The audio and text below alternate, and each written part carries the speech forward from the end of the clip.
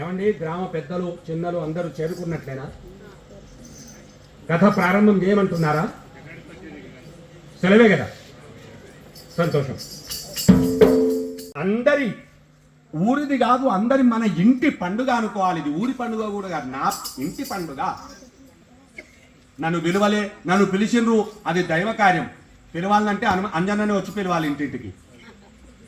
ఎవరో పిలిచే పండుగ కాదు, మన భగవంతుడు, మన ఇంటి దేవుడు అని భావించి మన గ్రామ పండుగ కార్యక్రమంలో శ్రీ అభయాంజనేయ స్వామి నవగ్రహ ప్రతిష్టా మహోత్సవంలో భాగంగా ఈరోజు 3 రోజులు భగవంతుని యొక్క భక్తి కార్యక్రమం జరుగుతుంది. కాబట్టి ఈ కార్యంలో భక్తి ప్రవచనాలు కూడా ఉండాలని చెప్పి మా యొక్క రంగ కళాకారుల చేత శ్రీమద్ విరాట్ పోతులూరి వీరబ్రహ్మేంద్ర స్వాముల వారికి జీవిత సచ్చరిత్రము 3 రోజులు చెప్పగలందులకు మాకు సెలవిచ్చారు. అటువంటి యొక్క కథాగానాన్ని మేము ఇప్పుడు మీకు తోచినంత వరకు వినిపిస్తాము.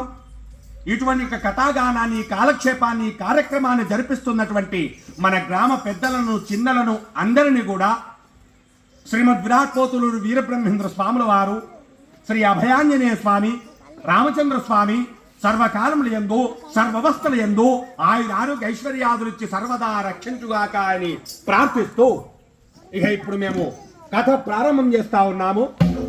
మీరు శ్రద్ధగా కూర్చుండి వినవలసిందిగా విజ్ఞప్తి. వీర సద్గురుని జీవిత చరితము వినిపించదని తగినోడి, వీర సద్గురుని జీవిత చరితము వినిపించడముగా వినోడి, కోరి భజించడి వారికి మోక్షము కూడు నిజం విదగనోడి, వీర సద్గురుని జీవిత చరితము వినిపించడముగా వినోడి. ఆయనారా, బ్రహ్మం గారి చరిత్ర అంటే మనకు తెలవని కథ కాదు, మనకంతా తెలిసే. బ్రహ్మం గారి చరిత్ర కథలు విన్నాము, భాగవతాలు చూసినాము, సీరియళ్ళ కాడికెళ్ళి చూసినామండి. ఏ ఫోన్లో పెట్టినా అదే వస్తుంది. బ్రహ్మం గారి కథ తెలవని కథ కాదు కాదు కానీ కానీ బంగారం అంత ఒక్కటే గాని సొమ్ములు వేరువేరుంటాయి. ఒకటే సొమ్ము నువ్వు రాజుచారుతో అని చేపిస్తే ఒక రకం వస్తుంది, మన అన్నపూర్ణమ్మతో చేపిస్తే ఇంకో రకం వస్తుంది. 2 సొమ్ములే. మరి దీనికి వంక పెట్టాల్సిన అవసరం లేదు, దానికి వంక పెట్టాల్సిన అవసరం లేదు. కానీ ఎవరి పనితనం ఎట్లుంటుందో, అందుకని మేం చెప్పే విధానం ఎట్లుంటుందో, చక్కెర చిలుక ఎన్నిసార్లు తిన్నా తీయగానే ఉంటుంది. బ్రహ్మం గారి చరిత్ర అంటే ప్రారంభము ఎక్కడి నుంచి అవుతుంది? అసలు బ్రహ్మం అంటే ఎవరు? ఆయన ఈ ప్రపంచానికి రావలసినటువంటి యొక్క అవసరం ఏముండే? ఎందుకు వచ్చిండు? బ్రహ్మమనగా ఇల్లు వాకిలి భ్రమ, భూములు జాగలు భ్రమ, భార్య బిడ్డలు భ్రమ, నాకు కావాలనుకున్నాడు భ్రమ. ఆ భ్రమను రాహిత్యం చేసుకున్నాడు, ఆ భ్రమను లేకుండా చేసుకున్నాడు. అప్పుడు బ్రహ్మమైండు. ఉత్త బ్రహ్మం కాదు, వీర బ్రహ్మమైండు. మరి ఆయన ప్రపంచానికి రావాల్సినటువంటి పని ఏముండే? భగవంతుడు ఎప్పుడు వస్తాడండి ప్రపంచానికి? భగవంతుడు ఎప్పుడు వస్తుండు? పరిత్రాణాయ సాధూనాం. స్వామి చెప్తున్నాడు కదా, ధర్మ సంస్థాపనార్థాయ సంభవామి యుగే యుగే అన్నాడు. ధర్మాన్ని స్థాపించడానికి, ధర్మాన్ని నెలకొల్పడానికి ప్రతి యుగములో నేను అవతారం తీసుకుంటా అన్నాడు పరమాత్ముడు. అంటే ప్రపంచంలో దుర్మార్గం పెరిగినప్పుడు, పాపము ఎక్కువైనప్పుడు, ప్రజలు దుర్మార్గం చేస్తున్నప్పుడు ఆ ప్రజలను సన్మార్గములో పెట్టడానికి, అధర్మాన్ని అనగదొక్కి ధర్మాన్ని నిలబెట్టడానికి భగవంతుడు అవతారం తీసుకుంటున్నాడు. మరి ఈ ప్రపంచములో పాపము ఎందుకు ఎక్కువవుతుంది? దుర్మార్గము ఎందుకు పెరుగుతుంది? అంటే పరిపాలించేటువంటి యొక్క రాజు ప్రభు సరిగా లేకుంటే ప్రజలు చెడిపోతున్నారు. అవునా కాదా? ఇగో ఈ చంద్రగుప్తుని దగ్గరికి చంద్రవంశం కూడా వచ్చిపోయింది. మరి వీళ్ళు పరిపాలన చేసినప్పుడు రూపాయికి బారణ పుణ్యం నడిపిండ్రు, చారణ పాపం నడిపిండ్రు. ఆ తర్వాత ఎవరు వచ్చిండ్రు? మస్తు వచ్చిందండి. చాలా రోజులు ఎవరు పరిపాలన చేయలే. తొందరగానే మారిండ్రు. అందులో కొన్ని రోజులు మహమ్మదీ పరిపాలన, తుర్కల రాజ్యం కూడా వచ్చింది. మహమ్మదీ పరిపాలన వచ్చేసరికి రూపాయికి బారణ పాపం జరిగింది, చారణ పుణ్యం ఉన్నది. తర్వాత ఎవరు వచ్చిండ్రు? ఇంగ్లీష్ వాళ్ళు వచ్చిండ్రు. రూపాయికి 14 పాపం జరిగింది, దోబాన పుణ్యం ఉన్నది. అరే భగవాన్, ఈ దోబాన పుణ్యమైన ప్రపంచంలో ఉంటుందా లేదా అంటుంటే వచ్చింది ప్రజారాజ్యం, ప్రజాప్రభుత్వం. ఇక మన చేతికి వచ్చింది పరిపాలన. మన చేతికి ఎప్పుడైతే వచ్చిందో అల్లేషిస్తున్న వ్యక్తి ఆలస్యం ఉన్నది. రెండిందక మన కృంట రేపో మాపో అలిగెళ్ళేటందుకు సిద్ధంగా ఉన్నది. అగో ప్రపంచంలో పాపము గట్ల నిండిపోయింది. ఎవరు చూచారు ఆ పాపాన్ని? అలా నిండినటువంటి పాపాన్ని ఈ చోరి మాతకు భూదేవి చూసి ఎక్కడ వెళ్ళింది ఆయన?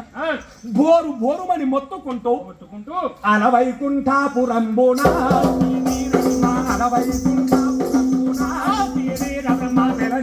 మంటపంబున సహస్ర శీర్షములు కలిగిన సర్పరాజ పానుపు పైన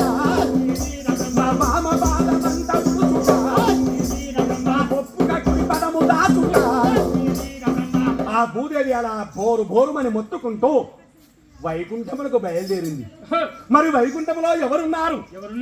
సహస్ర శిరీషములు, అంటే 1000 శిరస్సులు కలిగినటువంటి ఒక ఆదిశేషుని పైన నారాయణమూర్తి వామ పాదం ముడుచుకొని కుడి పదము దాచుకొని జురమున లక్ష్మిని చేర్చుకొని కాళ్ళు చేతులు పావు పైన పాడ వేసుకొని పిచ్చోడా యాష్టనట. ఆయనకేం యాస్ట్ ఉంటుందయ్యా? ఉన్న లచ్చక్క దగ్గరనే ఉండి ఏమైనా యాస్ట్ ఉంటుందా? ఉన్నోనికి ఏమైనా చింత ఉంటుందా? ఉంటుందా? ఉండదని ఒకటి ఉంటుంది, ఉండదని చింత లేనోడు ఎవరు లేడు. ఉండగానే కాదు, ఉన్నోనికి ఏం చింత ఉంటుందయ్యా? ఒక్కటి ఉంటుంది. ఏందది? యాడికెళ్ళి ఎవడన్నా వస్తాడా? ఈ ఉన్నది తీసుకొని పోతాడా అని నిద్ర పడతాడు. ఏమి లేనోడు పంట నిమ్మలంగా పడతాడు. నా దగ్గర ఉండేది వాడు దోషేదేది. ఉన్నోనికి నిద్ర పడతాడు నువ్వు. అగో ఉన్నోడు కూడా చెంతుంటాడు లేదనకు. నారాయణమూర్తి కాళ్ళు చేతులు పాడేసుకున్నాడంటే సంతోషానికి ఆ జగన్నాటక సూత్రధారి సంతోషానికి అట్లా పడేసుకున్నాడు. ఇంకా ముందునున్నారు ఆయన ముందు సిద్ధ విద్య కరుడ సాధ్యులు, సిద్ధముగను సభలో కూర్చులు, సిద్ధ విద్య గరుడ సాధ్యులు ఏమంటున్నారు? జయ శ్రీమన్నారాయణమూర్తికి, జయ శ్రీమన్నారాయణమూర్తికి అంటున్నారు.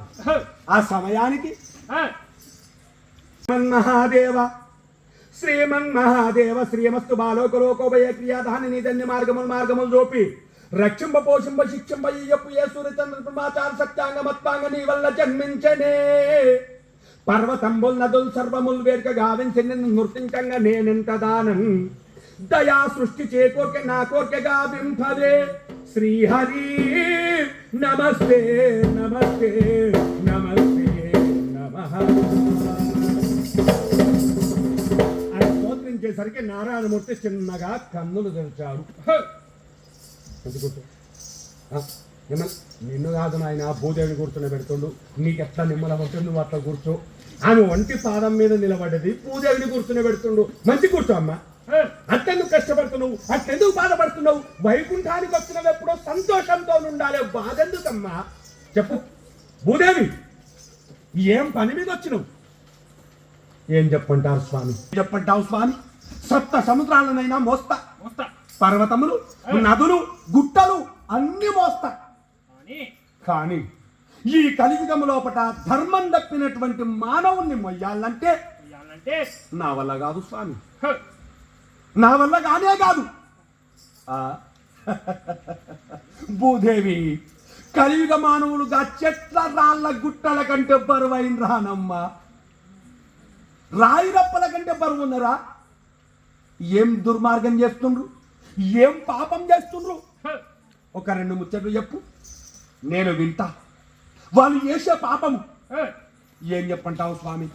కలియుగ మానవులు చేసే దుర్మార్గము చెప్పనలవి కాదు శ్రీహరి, చెప్పనలవి కాదు శ్రీహరి.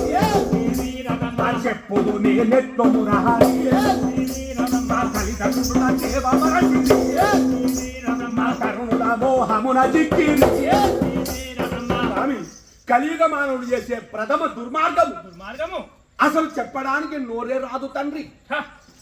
కానీ రెండు చెప్పన్నావు కాబట్టి వాళ్ళు చేసే మొదటి దుర్మార్గము ప్రొద్దులు లేచి తల్లిదండ్రుల సేవనట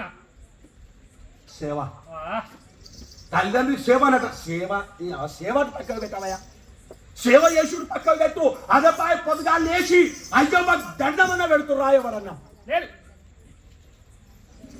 దండం దండమటీన దండం దాకపోతుండు. దండం కాదయ్యా, వీడి నిలబడితే వీడిని ఆడికెళ్ళి తిడుతుంటాడు ఒకటి అబ్బ కాడికెళ్ళి, వీడికి నవ్వొస్తుంటది ఇడ. ఎవరన్నా జర గిట్టాడి పెద్ద మనిషి ఉండి అరే ఎవర్రా వాడు అబ్బ కాడికెళ్ళి గట్ట తిడుతుడు అంటే ఏమంటాడు వీడు, మా చిన్నయ్య గాలిని వాడు గట్ట తిట్టాడు, మా పెద్దయ్య గాలిని వాడు గట్ట తిట్టాడు. అరే నీ అవ్వ ఊకే ముసల్లా తింటాడా తిట్ట కాసు ఇంటికాడ అవింటే కోప్పడుతుంది. వీడికి సమాధానం చెప్తాడు. వాడు అవ్వకాడికి తిడితే ఇంకెవడన్నా నీ పెళ్ళ మనని సరే కారణమే మారు కాబోలేదు మూలవాసం అందుకుని అయ్యవ్వని తిడితే నవ్వొస్తున్నది, భార్యను తిడితే గంత కోపం వస్తుంది. పెళ్ళి ఎవడే ఆలస్యము అయ్యవని తీసి అవతల ఎత్తేసుడి. నిన్నెవడు దాస్తాడు, నేను నా పిల్లలు మేము బతుకునే కష్టం తీసి అవతల ఎత్తేసుడే. మరి రేపు పొద్దుగాల నీ పుట్టినోడు కూడా నిన్ను గట్టినే ఎత్తేస్తాడనే ఆలోచన చేసుకుంటా నేను. ఎందుకు కాలు రెక్కలు గట్టిగా ఉన్నాయి కదా, నేను ఎప్పటికి ఇట్టే ఉంటా అనుకుంటుండు. కానీ ఎన్నటికైనా నువ్వు అదే స్థాయికి వస్తావు బిడ్డ, నిన్ను గట్టినే ఎత్తేస్తాడు. తాత తద్దినం తెలిస్తే అయ్యకేమన్నా పెడతాడు, తాత తద్దినం తెలియనోడు అయ్యకేం పెడతాడు వాడు. తల్లిదండ్రుల సేవ దొరకడమే మన అదృష్టం. చేసుకుందామన్నోనికి భగవంతుడు అవకాశం ఇస్తలేడు, ఉన్నోడేమో కాంతలేడు. తల్లిదండ్రుల సేవ చేస్తే 33 కోట్ల దేవతలు సేవించుకున్నంత విలువ.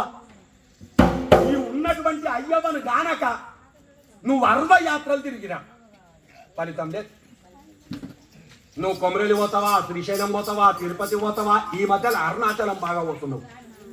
యాడు దాకా పోయినా సరే తల్లిదండ్రిని గానటువంటి యొక్క యాత్రలు, పూజలు, సేవలు అన్ని వ్యర్థమే. ముందు తల్లిదండ్రి సేవ చేసుకున్నాక తర్వాత బయట చేయి. ఏ దానం ధర్మము ఇవన్నిటికంటే ముందు తల్లిదండ్రులను సేవించుకో. ప్రొద్దులు లేచి తల్లిదండ్రులకు నమస్కారం చేయి. అటువంటిది తల్లిదండ్రుల సేవ లేదు. రెండవ దుర్మార్గము కళ్ళు సారలు అద్భుతముగను, కళ్ళు సారలు అద్భుతముగను, మా గుళ్ళంబున మరువరు విను. కళ్ళు సరాయి త్రాగుకుంటా అక్క, చెల్లె, అన్న, తమ్ముడు అనేటువంటి యొక్క తారతమ్య భేదాలు లేకుండా నడుచుకుంటున్నారు నాయన. భూదేవి అగ ముందు చెప్పినవంటే వరుస మీద మంచిగానే చెప్పుకొచ్చినావు, కానీ రెండోదమ్మా అంత బదనాం చేస్తుంది చూడు. దేన్ని కళ్ళు సారని అవి యాన్నో సాటుకున్నాయి, అవి సాటుకున్నాయి. వాటి దగ్గరికి నువ్వు పోతున్నావా, నీ దగ్గరికి అవి వస్తున్నాయా? నువ్వే పోతున్నావు కదా ఆడికి. సాటుకున్న దాన్ని నువ్వు తీసుకొస్తున్నావు నేటికి, దాన్ని బద్దాన్ని చేస్తున్నావు. ఎందుకు? కళ్ళు సార దగ్గర 7 గుణాలు ఉంటాయి. ఆ 7 గుణములు అర్పించుకునే శక్తి నీ లోపల ఉంటే దాన్ని ముట్టుకో, లేకపోతే దాని జోలికి పోకు. ఆనాడు సురాపానీయం అన్నారు, ఈనాడు దాన్ని దాగి కళ్ళలాడుతున్నారు కాబట్టి కళ్ళు సారలు అంటున్నాం. ఆనాడు సురాపానీయం అని ఎందుకన్నారు? వాళ్ళకు అవసరం ఉంటేనే తాగిండ్రు. ఏం అవసరము? ఒక తపస్సు చేయాలి, మనస్సు నిలబడతలేదు, ఆ మనస్సును నిలబెడతందుకు తాగిండు. ఓ విగ్రహం ఎక్కాలి, రాయి తెచ్చి పరేషండు, దాన్ని ఎట్లా ఎక్కాలి ఆలోచన వస్తలేదు, దాని కొరకు తాగిండు. ఒక కవిత్వం, ఒక పాట రాయాలి, ఓ పుస్తకం రాయాలి, అది వస్తలేదు, దాని కొరకు తాగిండు. ఎందుకు? అది ఏకాగ్రతను పెడుతుంది. ఇప్పటికీ కూడా చూడు, ఏదైనా పనివాడు అది అర్థం కాకపోతే పక్క పోయి సిగరెట్ అన్న ముట్టిస్తాడు. ఆ సిగరెట్ తాగుతూ వానికి ఆలోచన వస్తుంది అన్న. అగట్ల అవసరం ఉంటే తాగిండ్రు. కానీ ఇప్పుడు పుడితే పురుడు కాడికెళ్ళి మొదలు పెడితే సచ్చిన శవం లేస్తుంది కూడా అదే కావాలి.